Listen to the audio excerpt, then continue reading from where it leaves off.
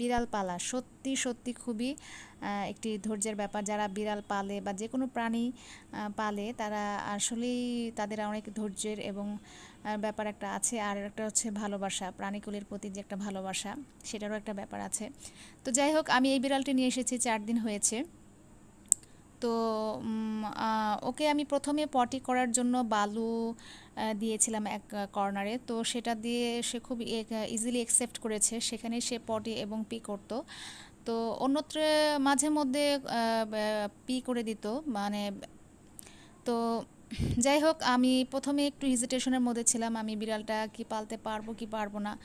কারণ যখন ও পটি এবং পি করে, এটার ব্যাড স্মেলটা খুবই আমার খারাপ লাগে।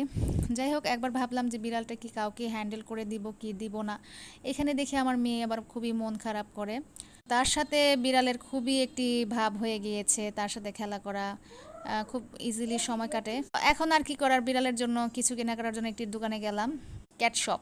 যেখানে গিয়ে দেখি খুবই কিউট, মাশাল্লাহ, একটি বিড়াল খুবই কিউট ছিল আঙ্কেলের। তো আমি যাই হোক সেখান থেকে একটি ক্যাট লিটার নিয়ে আসলাম ল্যাভেন্ডার ফ্লেভারের, আর একটি ড্রাই ঘাস নিয়ে আসলাম, আর হচ্ছে টোনা জেলি ফিশ, হ্যাঁ জুনিয়র, যেটা নিয়ে আসলাম। আর দেখুন সে এগুলো পেয়ে খুবই হ্যাপি ছিল, খুবই এনজয় করতেছিল আমার মেয়ের সাথে।